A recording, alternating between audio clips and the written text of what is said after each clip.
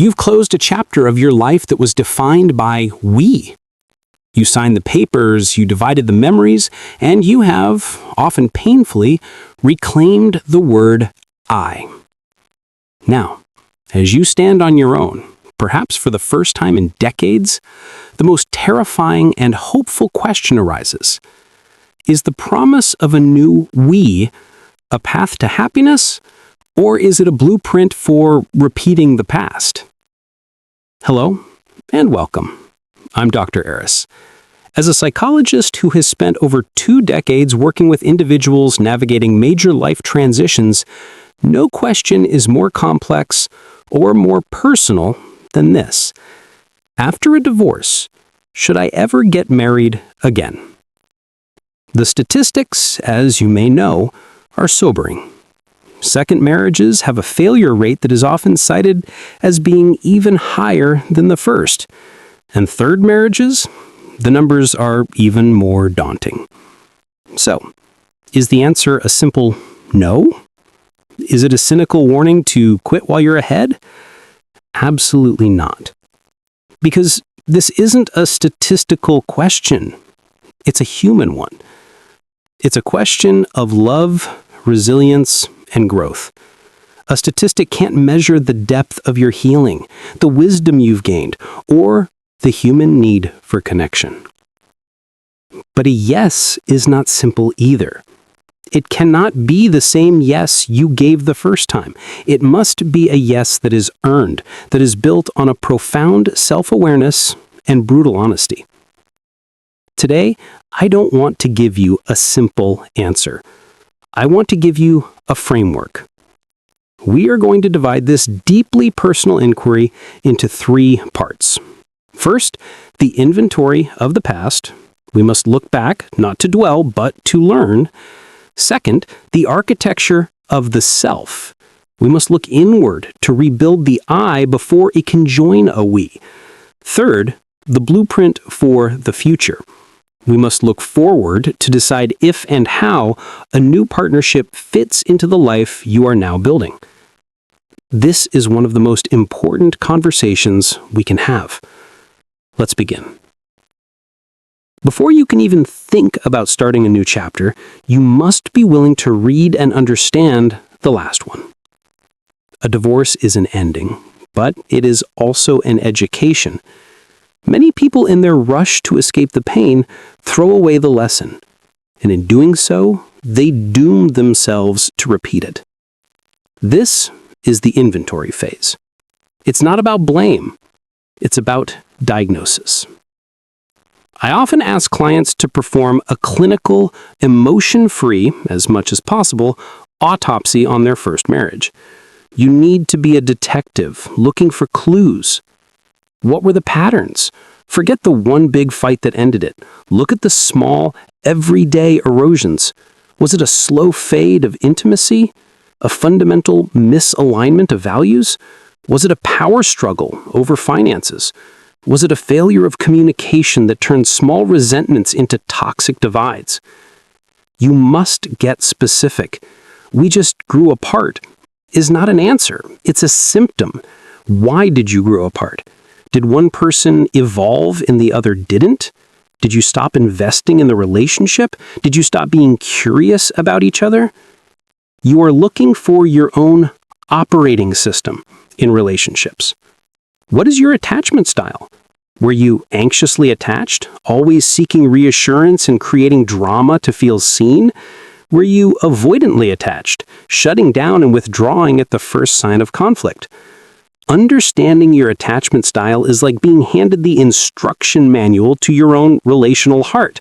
Without it, you're just pressing buttons and hoping for the best.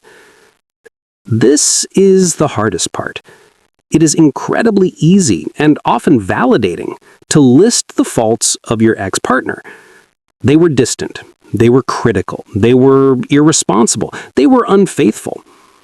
All of that may be true, but that is only their 50% of the equation. Now, you must look at your own. What role did you play? Did your passivity enable their irresponsibility? Did your own fear of conflict allow their criticism to go unchallenged? Did your own unprocessed trauma from your childhood lead you to pick a partner who is destined to replay that very dynamic? This is not victim blaming. If you were in an abusive relationship, the responsibility for the abuse lies 100% with the abuser.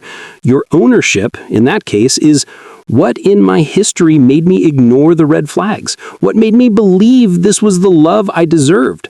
What were the warning signs I was trained myself to overlook? For most of us, it's a more subtle dance. Maybe your 50% was your inability to set boundaries. Maybe it was your workaholism. Maybe it was your belief that if you were just nice enough, the other person would change. Until you can look at the wreckage of your first marriage and clearly articulate, "This was my contribution to the failure," you are not ready to move on.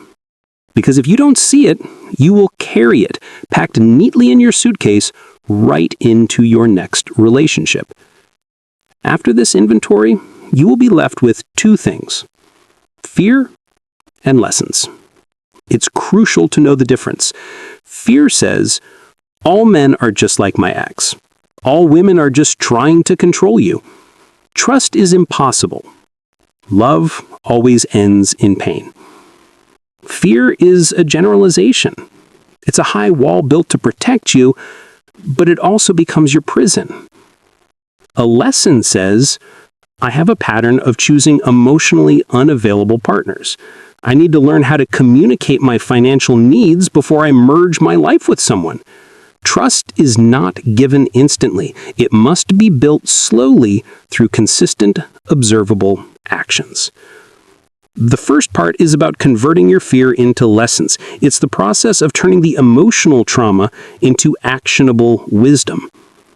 You are finished with the first part when you can tell the story of your divorce not as a tragedy, but as a crucible, a painful fire that forged a stronger, wiser you. Only then are you ready for the second part. So, you've done the work. You understand your past. You've been to therapy. You've read the books. You've journaled. You're feeling good. And then you meet someone. The sparks fly, and you think, maybe? This is the most dangerous moment. Because readiness for a new marriage isn't about meeting someone. It's about being someone. It's about building an I that is so whole, so stable, and so happy on its own that it doesn't need a we to feel complete.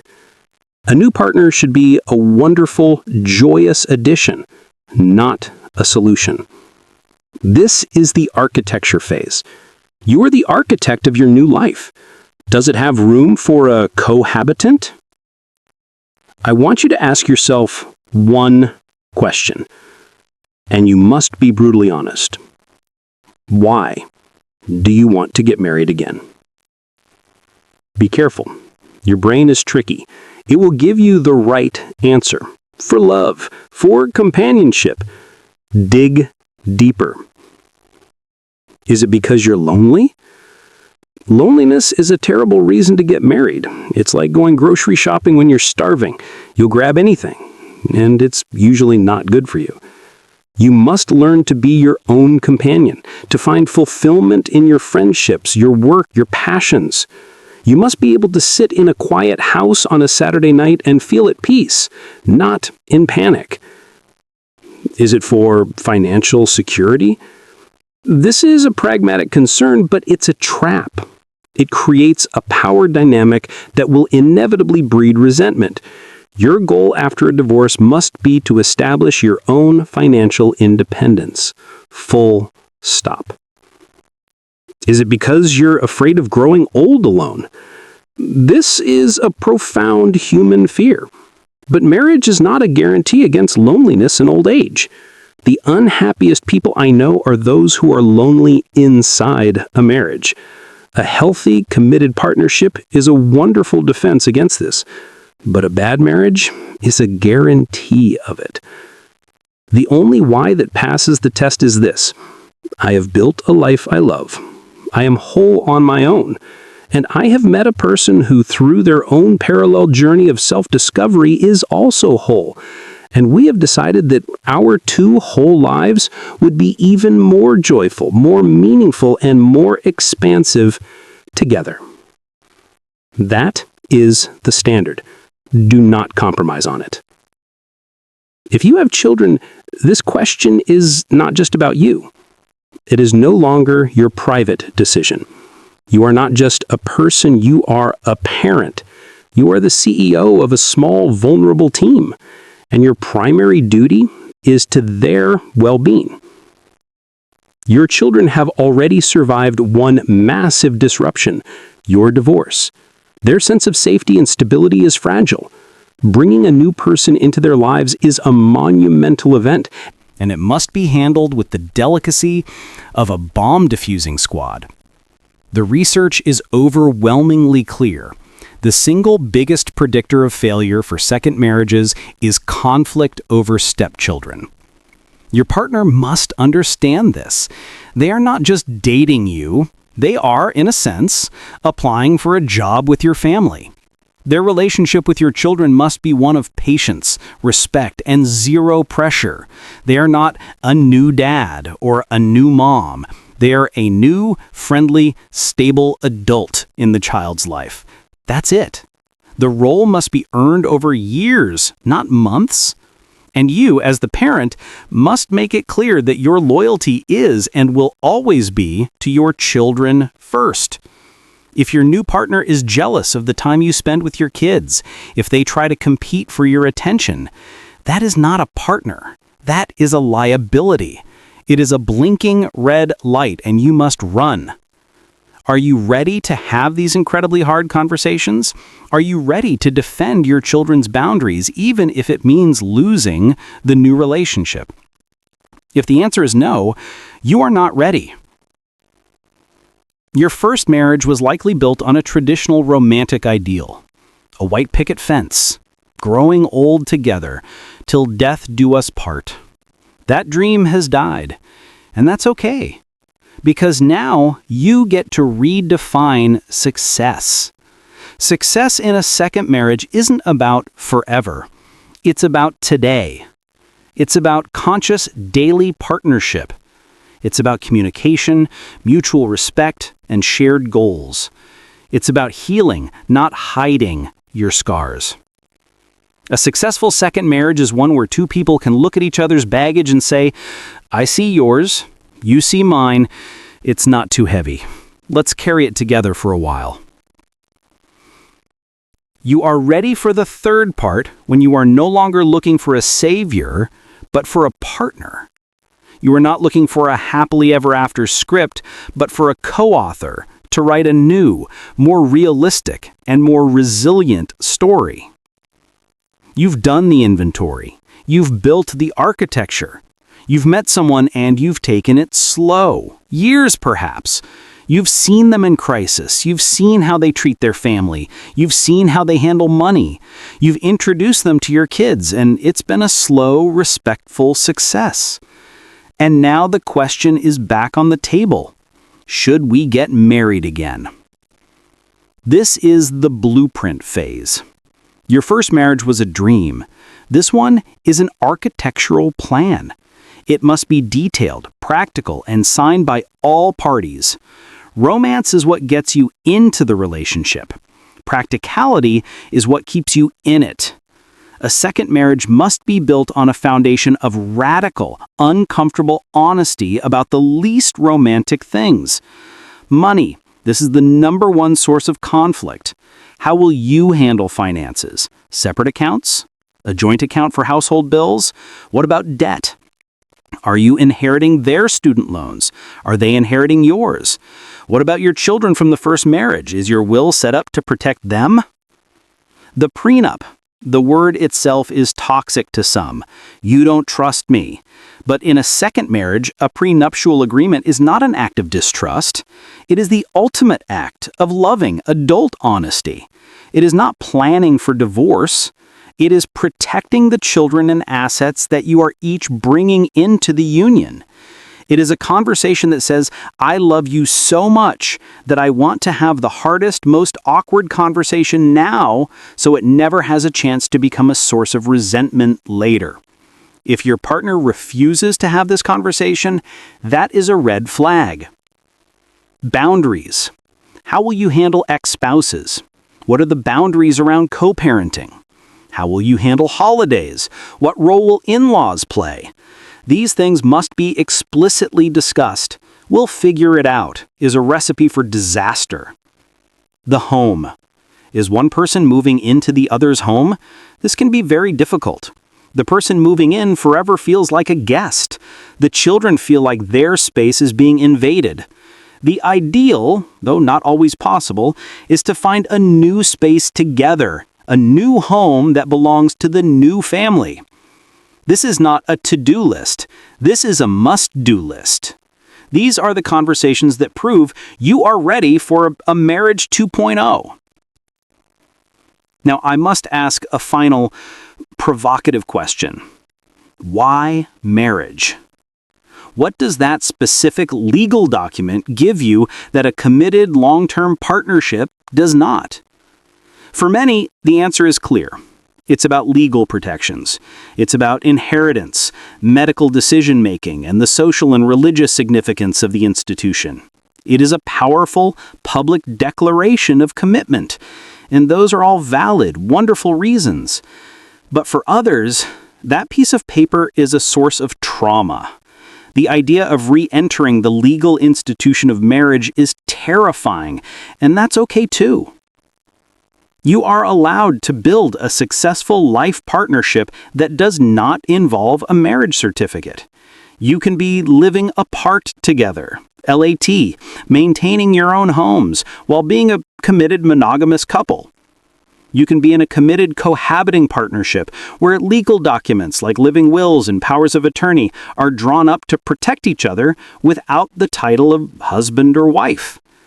The goal is not marriage. The goal is connection. The goal is companionship. The goal is support. The goal is love. Do not let the form of that love distract you from the function of it. So, we return to our original question. Should you get married again after a divorce?